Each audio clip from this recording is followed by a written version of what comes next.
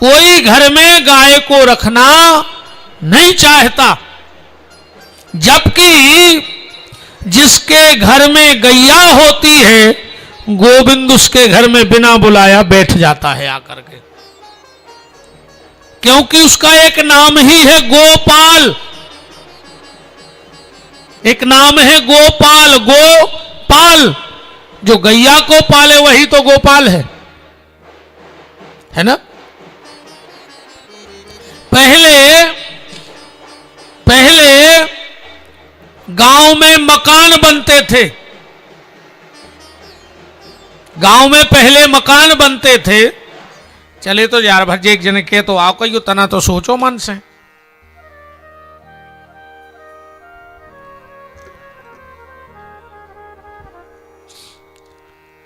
पहले गांव में जो मकान बनते थे वो ऐसे बनते थे, पहले दहलान, फिर सार और फिर पीछे निवास। ऐसे ही बनाते मकान, पहले दहलान, बीच में सार, पीछे मकान।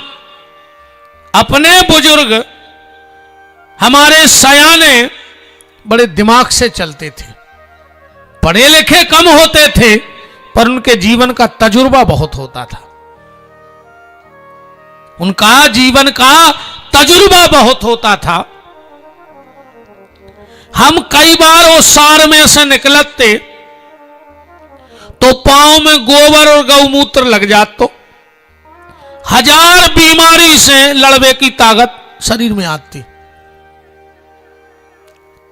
अब अपन ने गिरा टाल्सों पे, गोबर तो लिपता ही नहीं है, अब तो आदमी टाल्स लगवा रहा हो। जी पता है कौन कौन लग रहा है? बूढ़े आदमों गुटनिया लेके नहीं हो सुसरा के छिपकुली से गिर सो मार जाओ, सुने सेवा करने ने खुशामत करने कहीं कहा कहीं बाबा फैसा लेके मार गाओ।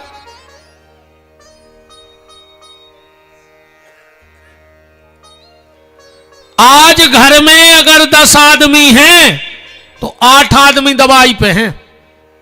कहूं सवेरी की बीपी की नहीं खा रहा है तो दिन नंडू बंद रिश्तेदार लोग हर के धार तुम में। कहूं रात की गोली खा वो चूक गए तो सवेरे मारे मिल हो। गोली पे जिंदगी चल रही।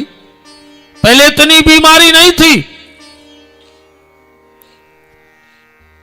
आज आदमी मकान भी बना रहे सो सामने की देरी नहीं लगा रहे। बताओ कोई देरी लगा रहा हो? चौखट के मकान ही नहीं बन रहे। अब देरी नहीं लग रही मकान में, काहे? भगवान ने कही रुक जा, तुमने घर में देरी नहीं लगाई, न तुम्हारे बीमारी में देरी लग है, न तुम्हारे अस्पताल जाए में देरी लग है, और न तुम्हारे मरे में देरी लग है। जब तुम्हारे घर ही में देरी नहीं है तो भगवान काय में देरी लगाए तुम्हारे? तो हमें तो जा बताओ। पहले यहां पर याद हुई है दीपावली की रात में गांव में जो विश्वकर्मा जी हरे रहते वे खिलिया ठोक वे आते, देरी में आते। अब आदमी के विश्वकर्मा जी हरे खिलिया नहीं ठोके, अब वे खिलिया लेके आई जाए सुखा तुम्हारी खपरिया में धर दाए। जब चौखटा ही नहीं बची सुखा खपरिया में ठुकवा ले वखेरिया। पहले अपन जब देरी पे बैठा थे मम्मी हरे कहने लगती ने बैठो रे सास की मूड आए कहती। अब लड़का से कह रहे कि सास की मूड आए। अब भीतर बहू सुन रही सो की कहा सास ने कहा लड़का की सास बहू की मताई ने कहा। एक दिन लड़का ने तो घरे बहू ने पकड़ी सास की चुटज्जा ले जाके दे चौखट में। बोले काहे? बोले समदन से मिल ले। खूब तो लगी रहती मोड़ा से के सास की मूड आए तो तुम्हारी समदन कहा अब मिल ले समदन से। एक गैया से व्यक्ति का मोह छूट गया, दूसरा भैया से। आदमी सगे भैया नहीं चाह रहा अकेलो। पूरे गड़ा कोटा के बढ़ जाए तुम्हारा कोई दिक्कत नहीं है, कोई से दिक्कत नहीं है, हमारी गारंटी है। पर अगर देवरानी की छत की 2 ईंटें ऊंची हो गई तो जेठानी को ब्लड प्रेशर हाई। और कहूं जेठानी की 2 ईंटें ऊपरी हो गई तो देवरानी को ब्लड प्रेशर लो। सबरी फसाद तो जाया है। अरे राम, अगले मंदिर में गिरमा टूरे हैं। अरे पहले घर को मंदिर बनाओ, घर को मंदिर बनाओ। तुम तो एक ही बात ध्यान रखियो कि कितना बढ़ गया होए धागा, बस मन भर कर गया नहीं हुए, अन्ना तुम तो कछु कर लियो। भगवान पागल नहीं है कि वे जानते नहीं है कि तुम भीतर से कहा हो।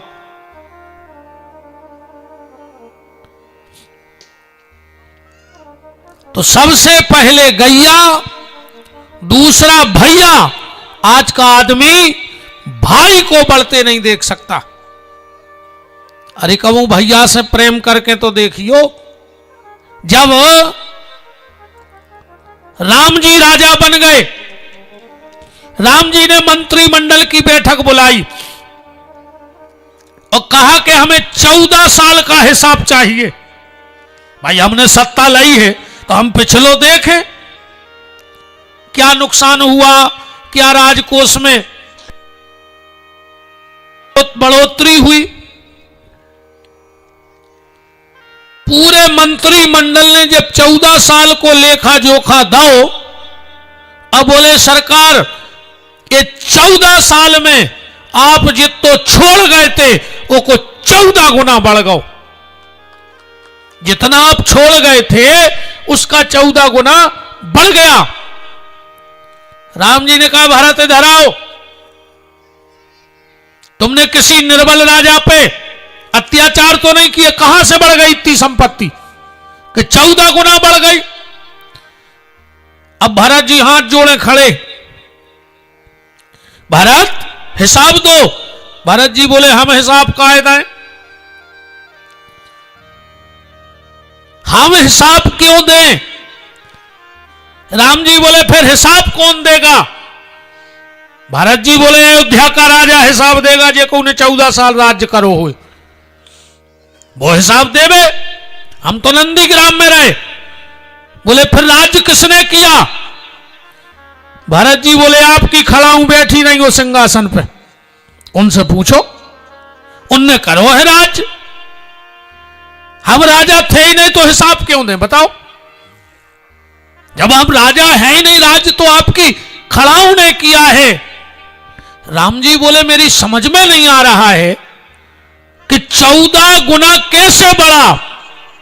वशिष्ठ जी ने वो जवाब दिया, बोले राघव मैं बताता हूं कि यह संपत्ति 14 गुना कैसे बढ़ गई। बोले कैसे। बोले जिसकी संपत्ति राम के चरणों से जुड़ जाती है वो 14 गुना तो ठीक लाखों गुना बढ़ जाया करती है। तुम्हारी चरणों से जुड़ी है अयोध्या की संपत्ति। जब भाई भाई में इतना प्रेम होगा तो तुम्हारा घर भी अवध होगा, अयोध्या होगा, वरना गड़बड़ हो जाएगी।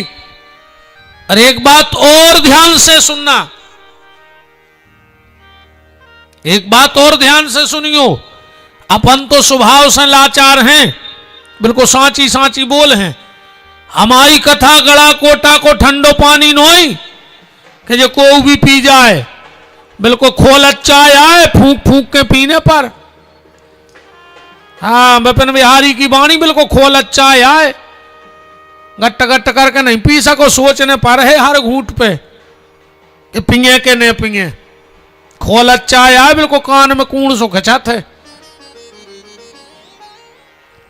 तो सबसे पहले गैया, दूसरी भैया और तीसरी मैया। मां बाप से भी आदमी को मोह खत्म हो जा रहा हो। बिल्कुल बूढ़े आदमी को कोई संगे रखो ही नहीं चाह रहा हो। अब तो सरकार लिखे हम दो हमारे दो, बहुदद्दा को घर से निकाल दो, भगा दे। चार को तो परिवार ही बचो, चुंटू मुंटू मम्मी पापा। बूढ़े आदमी को नहीं रखो चाहे रहो। चिंता न करो, कलयुग आए, ये तो बिना भोगे को नहीं जा सके, इतना ही सब है। और इतने पे ने खुल गई हो तो एक बात और सुनो, गैया के जब बच्चा बछिया होते, गैया के जब बच्चा बछिया होते तो की आंखें कितनी देर में खुल जात? तुरंत खुल जात कि नहीं खुल जात? बिलैया के जब बच्चा हो तो की आंखें कितनी देर में खुल जात? 7 दिनों में। कुत्ता कुतिया के जब बच्चा होत वो की आंखें कब खुल जात? 9 दिनों में। बच्चा बछिया की तुरंत खुल गई, बिलैया की 7 दिन में खुल गई, कुत्ता की 9 दिन में खुल गई, और अपनी मरवेनो नहीं खुल रही, अपनी अबेलो नहीं खुल रही। कि भगवान बैठो है कि एक पल को हिसाब लेवे, बैठो है कि नहीं बैठो? राम की अदालत में होत ना गवाही, राम की अदालत में होत ना गवाही, चल है जमानत न कट है फरारी। राम की अदालत में होत ना गवाही, चल है जमानत न कट है फरारी। कोड़ी संगे न जे है खजाने से, हंसा उड़ जे है कोनो बहाने से। मरघट पे जाके जमा दई लकड़ियां, चिता में घर वालों ने धर दई लुघरियां। प्राण बचे हैं न कोनो बहाने से, हंसा उड़ जे हैं कोनो बहाने से। चेत जाओ, चेतो के 4 वेद 6 शास्त्र में बात मिली है 2, और सुख दीने सुख होत है, सो दुख दीने दुख हो। तुम अगर अपने मां बाप को सुख दोगे तो तुम्हारी संतान तुम्हें भी सुख देगी, वरना माए ब्याज के मिलने। एक बात से समझियो, एक गरीब मां ने गांव में झाड़ू पोछा मोहल्ले में करके अपने बच्चे को बड़ा अधिकारी बना दिया। बच्चा बाहर रहने लगा, अधिकारी बन गया, बंगला अलर्ट हो गया। एक दिन वो अपने गांव आया, वो की शादी भी हो गई थी तो अच्छी पढ़ी लिखी लड़की से। गांव में आया, बोले मां तूने बहुत कष्ट भोगा है, अब मेरी इच्छा है कि चल तू शहर में रहना और सुख की जिंदगी जीना। गांव में हल्की सी झपड़िया थी, उन्हें बाबी बेच दी। पैसा लाए, मां को लेके शहर पहुंचा। 2-4 दिन तो रे भैया अच्छे कटे। एक दिन पत्नी बोली कि सुनो, इस बुढ़ी को कहीं स्टेशन छोड़ के आओ, हमारी हाई सोसाइटी में उठक बैठक है, मेरी पढ़े लिखे फ्रेंड आते हैं, मुझे शर्म लगती है बताने में कि ये अंगूठा छाप सास है। अब कल शाम तक छोड़ आइयो, नाम घर छोड़ के भाग जाए। मां ये बातें सुन रही थी दोनों, लड़का बहू की। लड़का बोलो चिंता न करो, हम कल स्टेशन पे छोड़ आए हैं। सुबह हुआ,